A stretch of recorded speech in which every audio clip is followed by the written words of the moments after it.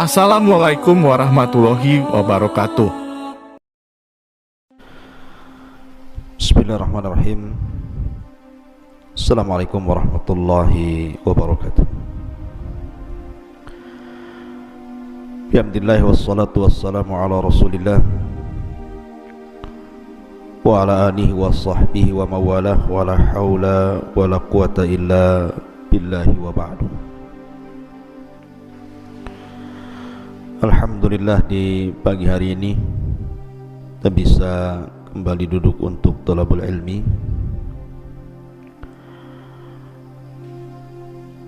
Dan pembahasan di pagi hari ini kita akan membahas tentang silsilah Yaumil Qiyamah, silsilah tentang hari kiamat. Karena ini bagian daripada rukun iman yang wajib diyakini setiap muslim. Kalau tidak, bisa kufur dia.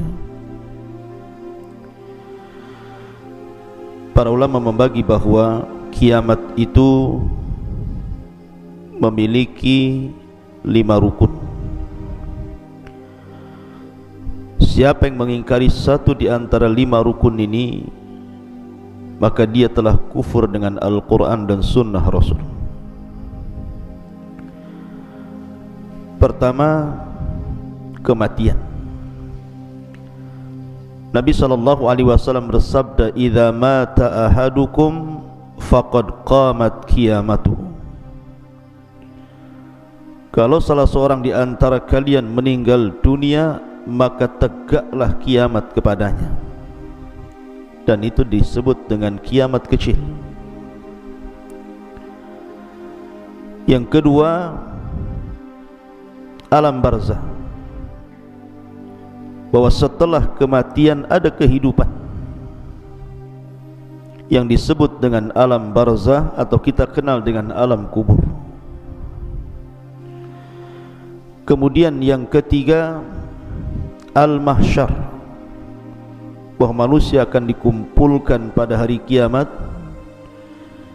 di sebuah tanah yang sangat datar, tidak meninggi, tidak merendah, tidak ada gunung dan tidak ada lembah, semua rata. Itulah disebut padang mahsyar.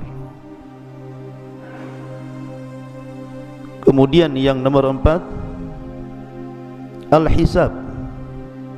Dan hisab ini menyangkut banyak hal.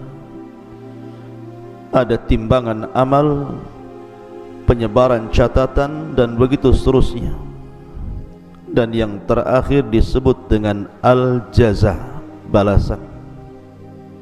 Imma dia masuk surga atau masuk ke dalam neraka. Ini disebut arkan yaumil qiyamah namanya, rukun-rukun yang wajib diimani tentang hari kiamat.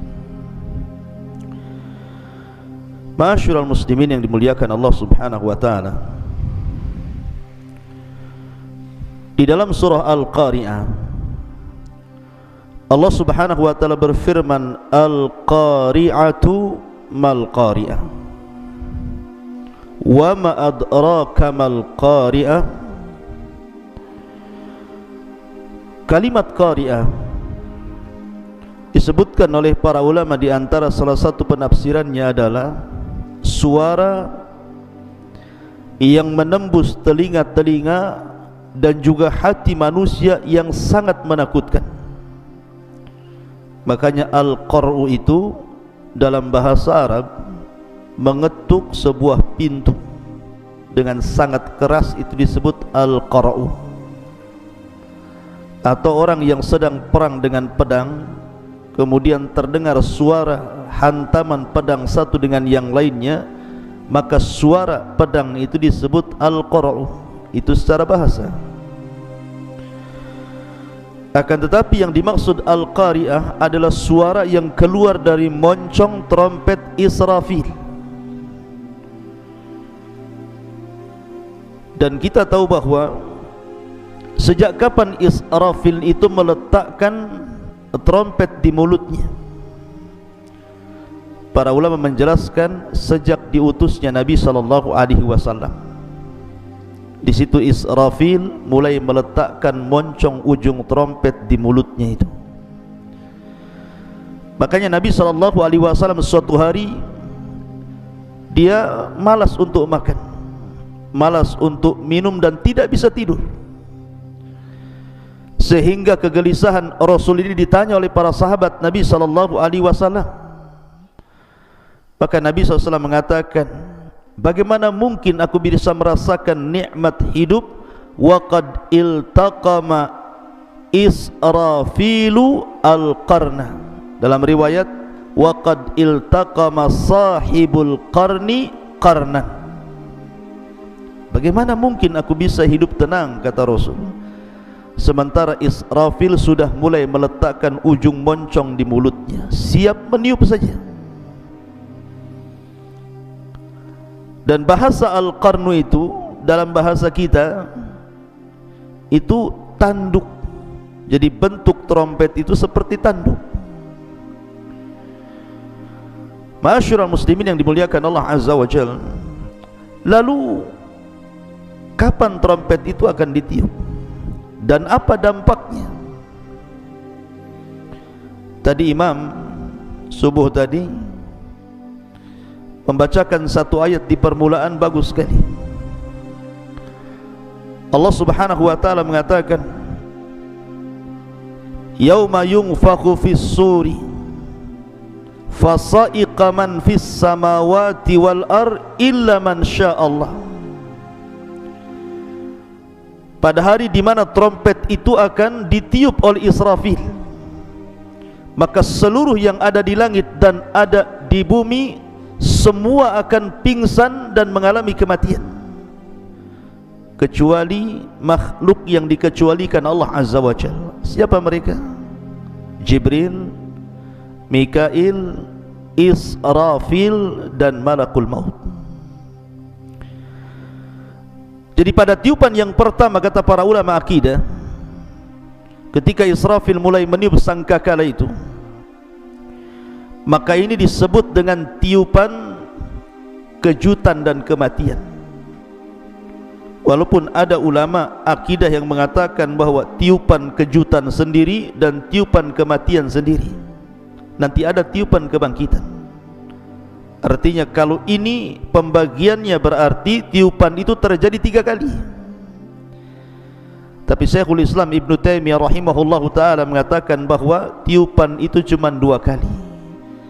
Tiupan yang pertama disebut tiupan kejutan dan kematian, dan tiupan yang kedua disebut tiupan kebangkitan namanya. Lah ketika tiupan yang pertama itu, fasa'iqa man fis samawati wal ardh, seluruh makhluk yang ada di bumi dan di langit semua mati. Mulai dari malaikatnya, dari jinnya, manusianya, binatangnya. Tidak ada satupun makhluk yang hidup kecuali yang dikecualikan, yang saya sebutkan tadi, Jibril, Mikail, Israfil dan Malakul Maut. Disitulah Allah Subhanahu wa ta'ala melipat langit dan bumi dengan tangan kanannya. Setelah itu Allah Subhanahu wa ta'ala berfirman, Ainal jabbarun, ainal mutakabbirun. Di mana orang-orang yang congkak dan sombong itu? Limanil mulkul yaum. Kalian tahu siapa pemilik kekuasaan ini? Tidak ada yang jawab. Ma'asyiral muslimin yang dimuliakan Allah Azza wa Jalla, maka Allah Subhanahu wa ta'ala memanggil Malakul Maut dan mengatakan, man baki, siapa yang tersisa? Maka Malakul Maut mengatakan, Jibril, Mikail dan Israfil. Kata Allah, cabut nyawa mereka. Malakul Maut pun kemudian mencabut ruh 3 malaikat mulia ini. Kemudian Allah bertanya lagi, waman baki, siapa yang tersisa? Kata Malakul Maut, tidak ada, illa abdukal fakir, kecuali hambamu yang fakir ini. Maka Allah Subhanahu wa ta'ala mengatakan, matilah engkau. Maka Malakul Maut mati. Ketika itu tidak ada makhluk yang hidup. Makanya Allah Subhanahu wa ta'ala kemudian mengatakan, limanil mulkul yaum, kalian tahu siapa yang berkuasa hari ini? Karena tidak ada yang menjawab. Ya, bagaimana mau dijawab? Tidak ada makhluk satupun. Maka Allah subhanahu wa ta'ala menjawab sendiri pertanyaannya dan mengatakan lillahil wahidil qahhar. Kekuasaan ini milik zat yang satu yang maha perkasa. Dialah Allah subhanahu wa ta'ala. Kullu man 'alaiha fan wa yabqa wajhu rabbika dzil jalali wal ikram.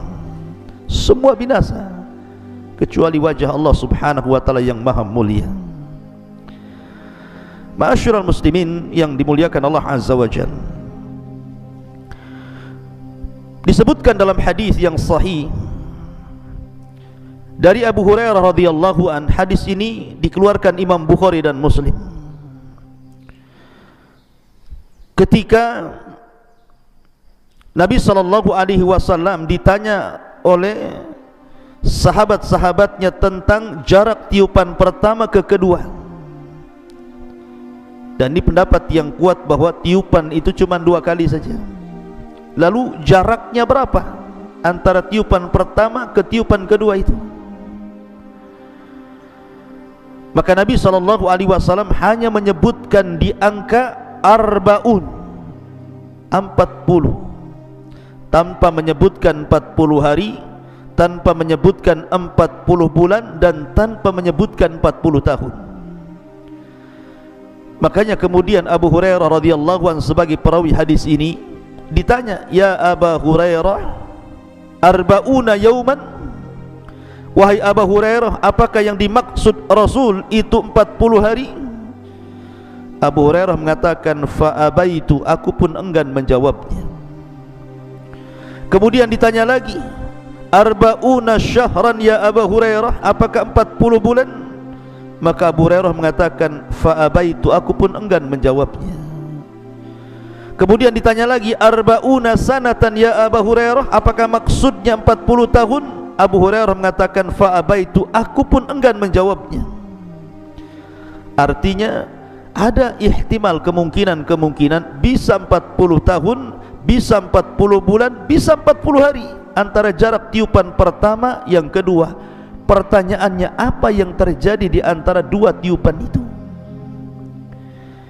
Inilah yang sering dijelaskan di dalam Al-Quran, di banyak ayat dalam Al-Quran tentang kehancuran alam semesta, di mana gunung-gunung dihancurkan, air laut diluapkan, bumi digempakan, langit dengan bintangnya dijatuh-jatuhkan, dan tidaklah anda melihat sesuatu kecuali dihancur-hancurkan.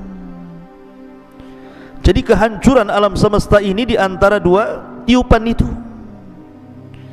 Dari sini Allah subhanahu wa ta'ala berfirman, yauma tubaddalul ardu ghairal ardi was samawat matwiyatun biyamini. Pada hari di mana Allah subhanahu wa ta'ala mengganti bumi yang kita pijak dengan bumi yang baru. Bukan dipahami bahwa bumi yang sekarang kita pijak hilang, kemudian Allah ciptakan bumi yang baru. Bukan itu. Bumi padang mahsyar, bumi ini pula yang kita pijak, sama. Cuman bedanya, kalau sekarang bumi yang kita pijak ini bentuknya tidak rata, karena ada gunung, ada lembah, ada tinggi, ada rendah. Tetapi nanti ketika Allah hancurkan bumi ini, maka Allah jadikan kembali bumi ini dalam bentuk rata dengan warna yang sangat putih sekali, seperti tepung. Dan di situ tidak ada ma'lam, kata Rasul, tidak ada alamat. Kalau sekarang anda jalan ke jalan-jalan, mesti ada alamat di situ. Ngarah ke Nagoya, ngarah ke Sekupang, ngarah ke Batu Aji, itu ada ma'lam namanya, ada alamat. Tahu ini desanya, kecamatannya, daerahnya, ibu kotanya, tahu kalau sekarang ini. Tapi nanti ketika bumi dihancurkan kemudian diratakan, maka akan lebih lebar, jauh lebih lebar dibandingkan bumi hari ini. Ya, anda bisa bayangkan, bumi itu ketika dihancurkan kemudian oleh Allah dibentuk kembali dalam bentuk yang rata, tidak ada yang meninggi, tidak ada yang merendah. karena manusia sejak Adam sampai yang terakhir mati akan dibangkitkan. Berapa miliar jiwa itu yang akan bangkit coba? Dari Adam sampai yang terakhir mati. Siapa yang bisa mengkalkulasi berapa jumlahnya? Sehingga membutuhkan tempat yang lapang. Dan secara logika akal, kalau anda melihat bola dalam bentuk bulat, itu nampaknya kurang lebar. Tapi kalau anda kemudian menggunting bola itu kemudian meratakannya, maka nampak lebar, luas, sehingga mampu menampung banyak manusia.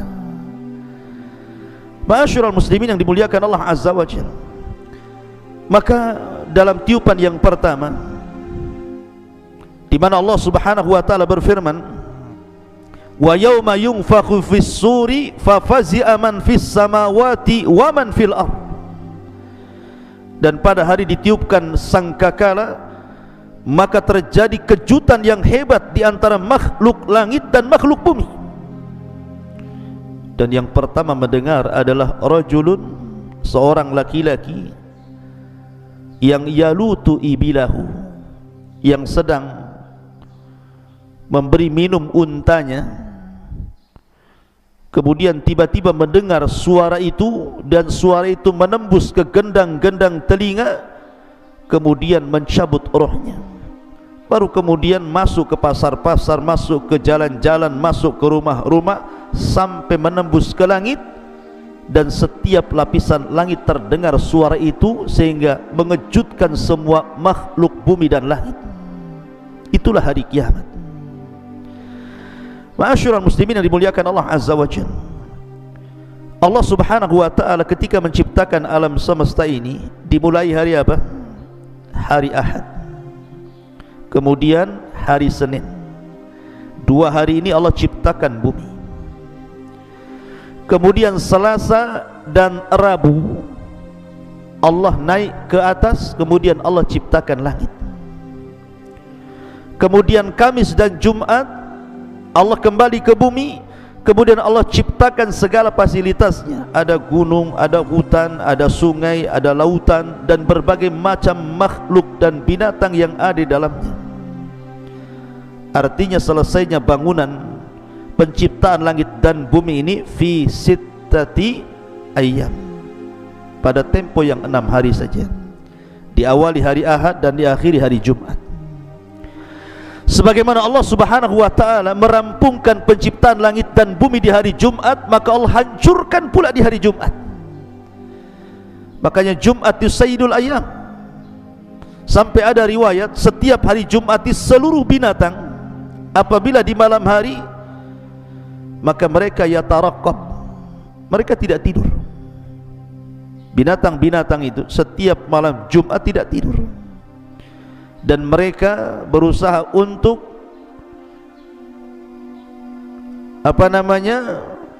berusaha untuk mendengar telinga-telinga mereka, karena mereka tahu bahwa hari itu akan terjadi kiamat. Baru setelah kemudian datang fajar, kemudian subuh lewat, ternyata tidak terjadi kiamat, barulah kemudian mereka bahagia.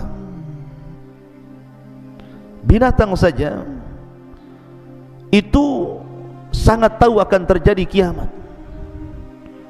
Maksudnya karena Nabi SAW tidak menyebutkan tanggalnya, tidak menyebutkan bulannya, tidak menyebutkan tahunnya, tapi Rasul menyebutkan harinya, hari Jumat. Makanya kenapa hari Jumat dalam Islam itu disebut Sayyidul Ayyam, pemimpinnya hari-hari. Kita disuruh banyak bersalawat, kita disuruh banyak beribadah, kita disuruh banyak melakukan ketaatan, bersedekah, dan begitu seterusnya. Karena memang hari ini adalah hari yang menentukan hancur dan tidaknya sebuah alam semesta ini. Tapi tentu dengan keadilan Allah Azza wa Jalla, Allah tidak mendatangkan kiamat itu sekonyong-konyong, tidak. Ada tanda-tanda yang harus dilalui, yang disebut dengan alamat kiamat sughra, dan ada alamat kiamat kubra. Ada alamat-alamat kecil, ada alamat-alamat besar. Dan apabila seluruh alamat-alamat ini dimunculkan oleh Allah Azza wa Jalla dan diakhiri dengan narun, sebuah api yang sangat besar, takhruju min qa'ri adnin au biharil Hijaz, yang keluar dari perut bumi Aden Yaman atau dari lautan Hijaz, kemudian menggiring api ini. Semua manusia, satu dunia digiring oleh api. Coba bayangkan, api ini tidak ditugaskan untuk membakar manusia. Ya, semua yang terkena terbakar. Pohon terbakar, bangunan terbakar, semua terbakar kecuali manusia. Allah tidak perintahkan api itu untuk membakar manusia. Justru api itu mengikuti. Apabila manusia berhenti, apinya berhenti. Apabila manusia jalan, apinya ikut jalan. Tapi api itu terus meringsek, menggiring manusia, sampai akhirnya Allah kumpulkan di negeri yang Allah berkahi, Syam. Disitulah Ardul Mahsyar, bumi di mana manusia akan dikumpulkan di akhir zaman. Bumi yang sangat diberkahi, yang Rasul mengatakan tuba lisyam, tuba lisyam. Ketika kemudian mereka sudah kumpul dari berbagai macam negeri, daerah dan negara, kumpul di Ardul Syam ini, Ardul Mahsyar. Disitulah Nabi SAW bersabda, la taqumus sa'ah illa ala syiraril khalqi. Tidak mungkin tegak hari kiamat kecuali Allah tegakkan kepada manusia yang paling buruk yang hidup di masa itu. Karena ingat, kiamat tidak mungkin terjadi kepada seorang mukmin. Kiamat itu tidak mungkin menimpa seorang mukmin. Karena sebelum tiupan Israfil, Allah Subhanahu wa ta'ala sudah mengirimkan angin yang sangat dingin sekali. Angin itu menembus setiap ketiak-ketiak manusia yang memiliki iman sebiji zarah dalam hatinya, kemudian mencabut rohnya, sehingga tidak ada seorang mukmin muslim yang hidup kala itu, sehingga yang tersisa hanya orang-orang kafir, fajir, fasik, yang sengaja Allah Subhanahu wa ta'ala hidupkan untuk menyaksikan kehancuran alam semesta. Karena tidak mungkin kiamat itu tegak sebelum Al-Quran diangkat. Dan Al-Quran nanti akan diangkat di akhir zaman, di mana ketika antum mengambil mushaf kosong, tidak ada tulisannya. Ketika mau menghafalkan Al-Quran, hilang hafalannya, hilang dari dada-dada setiap manusia. Sehingga ketika itu manusia tidak ada yang tahu bagaimana bentuk Quran dan apa lafaz yang harus diucapkan. Sehingga yang tersisa hanya kakek dan nenek-nenek yang sudah tua-tua. Mereka hanya menghafalkan kalimat la ilaha illallah. Ketika Hudzaifah ibn Yaman, seorang sirrun Nabi, sahabat yang meletakkan rahasia Nabi, ditanya, apakah kalimat itu bermanfaat bagi mereka, wahai Hudzaifah? Maka Hudzaifah mengatakan, ya, aku mendengar sabda Nabi SAW, kalimat itu bermanfaat untuk mereka walaupun mereka tidak paham makna dan juga penafsirannya. Manfaat kalimat itu, padahal kalimat itu diucapkan bukan karena ilmu, tetapi kakek buyut kita mengucapkan kalimat itu karena mereka mendengar kakek-kakek buyut mereka di atasnya mengucapkannya, maka kami ikut mengucapkannya. Tetapi kalimat itu bermanfaat bagi mereka pada hari kiamat. Dan itulah kedahsyatan kalimat la ilaha illallah, kalimatut tauhid, kalimatut thayyibah.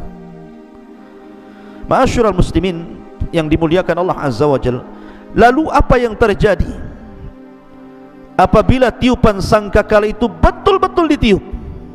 Perhatikan dalam surah At-Takwir, Allah mengatakan idza syamsu kuwirat, apabila matahari digulung, wa idzan nujumun kadarat, dan apabila bintang-bintang dijatuh-jatuhkan, wa idzal jibalu suyirat, dan apabila gunung-gunung dihancurkan. Di dunia sekarang kalau antum menginjak bumi ini, tidak ada makhluk yang lebih kokoh dibandingkan gunung.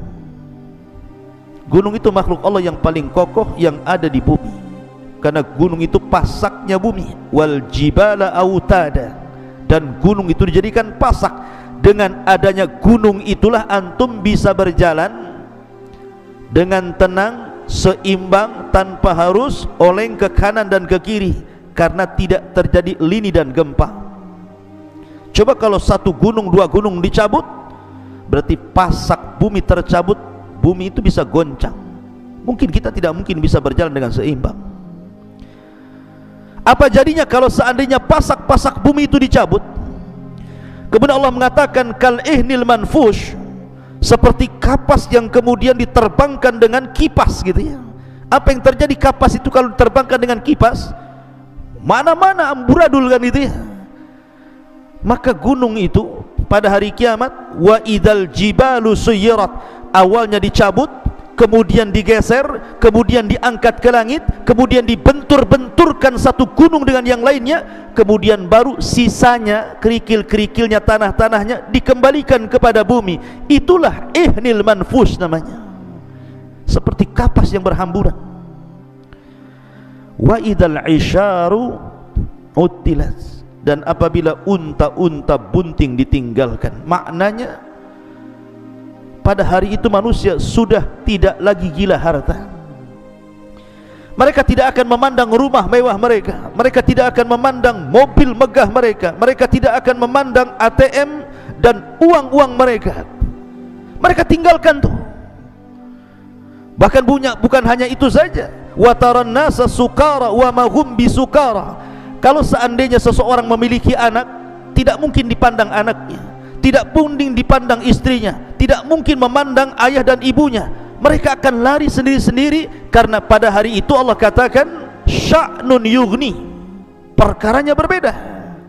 Orang memiliki kesibukan masing-masing, menyelamatkan masing-masing. Yauma yafirrul mar'u min akhi wa ummihi wa abi wa sahibatihi wa bani likulli imri'in minhum yauma idin sya'nun yughni. Sudah tidak bisa lagi orang ingin menyelamatkan masing-masing. Baru gempa saja orang sudah panik, baru tsunami yang sebagian kecil lautan dimurkakan Allah saja orang sudah luar biasa ketakutannya kan. Bagaimana kalau seandainya satu bumi digoncangkan, digempakan, semua lautan ditumpahkan, semua bintang dijatuh-jatuhkan? Apa yang terjadi dengan alam semesta ini? Terjadi kehancuran hebat, ikhwan.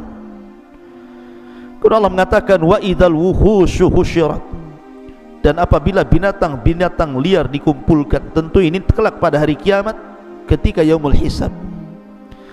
Wa idzal biharu sujjirat, dan apabila lautan dipanaskan. Wa idzan nufusu zuwizat, dan apabila ruh-ruh dipertemukan dengan tubuh. Maksudnya begini, ruh pada hari kiamat dihancurkan tidak? Tidak. Salah satu makhluk yang tidak akan dihancurkan pada hari kiamat saat tiupan sangkakala itu ada beberapa makhluk. Salah satunya ruh tidak akan dihancurkan, termasuk dhanabul insan, tulang ekor setiap manusia. Kayak antum-antum itu punya tulang ekor, itu tidak akan hancur, karena kita dibangkitkan dari tulang ekor itu. Kemudian al-jannatu wan nar, kemudian arash, kemudian kursi, dan begitu seterusnya. Ada berapa makhluk tidak dihancurkan Allah, salah satunya ruh. Pertanyaannya, kemana ruh itu ketika terjadi tiupan sangkakala itu?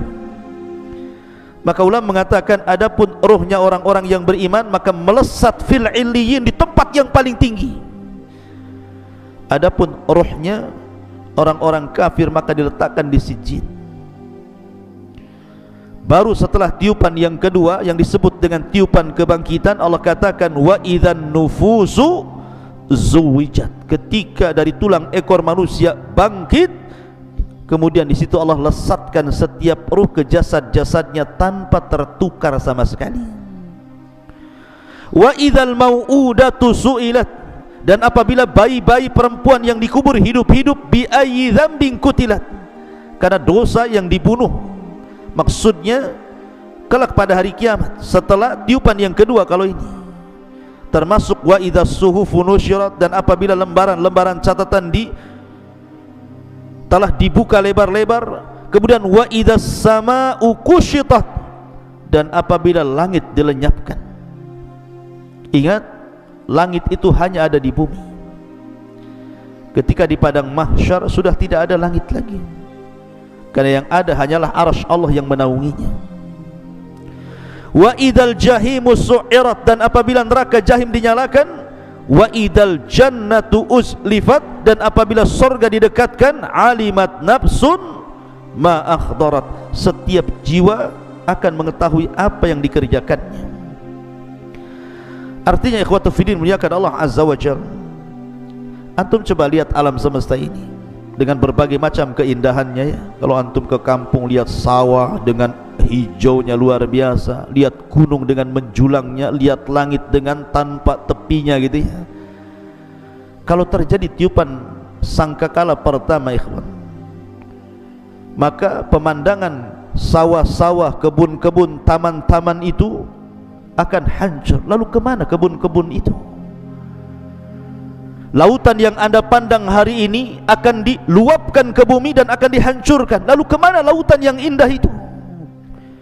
Begitu juga gunung-gunung akan dihancurkan yang menjulang tinggi-tinggi itu. Kemana gunung pergi? Apalagi perkara-perkara kecil, rumah, kendaraan, kekayaan, tentu akan lebih hancur lagi. Maka dari sini, kenapa kemudian Islam itu sangat menekankan beriman kepada hari akhir? Supaya ada persiapan. Karena setiap nabi dan rasul itu disibukkan dengan pertanyaan kapan kiamat, kapan kiamat. Termasuk Nabi SAW. Datang A'rabi, seorang Arab Badui kepada Rasul dan mengatakan, ya Rasul, mata sa'ah. Rasul, kapan sebenarnya kiamat itu? Rasul tidak suka jawab, Rasul berpaling sampai 3 kali. Maksa Arab Badui ini bertanya kapan kiamat, kapan kiamat. Tapi Nabi SAW tidak menjawab karena memang tidak punya pengetahuan. Nabi SAW hanya mengatakan, wa ma'adadtalah, kau dari tadi tanya kiamat itu, apa yang kau siapkan sebenarnya? Apakah engkau bertanya tentang hari kiamat untuk melihat kehancuran alam semesta? Gunung dihancur-hancurkan, lautan diluapkan, bumi digempakan, langit digulung, bintang dijatuhkan, untuk melihat itu? Bukan itu. Makanya Rasul mengatakan, wa ma'adadtalah, apa yang kau siapkan? Kau bertanya dari tentang kiamat itu. Orang ini mengatakan, la syai'a ya Rasul, tidak ada yang kau siapkan wahai Rasul. Maka Nabi mengatakan, ketika dia mengatakan la syai'a, tidak ada wahai Rasul kecuali aku mencintai Allah dan Rasulnya, kata Rasul, anta ma'aman ahbabta, kalau begitu engkau bersama orang yang kau cintai, kalau kecintaanmu jujur. Dari sini bahwa kapan tiupan sangkakala pertama itu ditiup tidak ada yang tahu, akan tetapi Rasul sudah mengisyaratkan dengan sabdanya, ana was-sa'ah kahataini, kata Rasul, saya dengan tegaknya hari kiamat seperti 2 jari ini. Kemudian Rasul mengisyaratkan sababah wal wusta, sababah, wusta, kemudian dirapatkan seperti ini, saking dekatnya. Karena sudah tidak ada nabi sepeninggal beliau dan tidak ada umat baru melainkan umat beliau sampai kiamat. Makanya Nabi SAW ketika dibangkitkan, disitulah Israfil mulai meletakkan moncong di mulutnya. Makanya Rasul mengatakan, kaifa un'am wa qad iltaqama sahibul qarni qarnan, bagaimana mungkin aku bisa merasakan lezatnya hidup kalau peniup sangkakala sudah siap meniupkan sangkakala itu? Artinya bahwa kiamat sudah dekat. Dekatnya kapan wallahu a'lam, kita kan tidak tahu. Tapi jangan pula jadi peramal menentukan tentang kejadian kiamat itu dengan menentukan tanda-tanda besar akan berlaku di tahun ini, di bulan Ramadan atau apalah namanya, sampai akhirnya tidak terjadi. Karena memang Rasul yang sendiri mengatakan kepada Jibril, mal mas'ulu anha bi'a'lama minas sa'il, orang yang ditanya tidak lebih tahu dibandingkan orang yang bertanya. Maksudnya kapan kiamat. Tapi ini harus kita imani. Apa saja tanda-tanda kiamat kecil, apa saja tanda-tanda kiamat besar. Kemudian setelah terjadi kiamat, bagaimana situasi alam kubur? Setelah terjadi trompet yang kedua, bagaimana situasi di padang mahsyar? Kemudian masuk ke surga dan neraka. Tentu ini pembahasan yang panjang sekali, dan kita akan buat silsilah tentang hari kiamat. khusus untuk kajian pagi.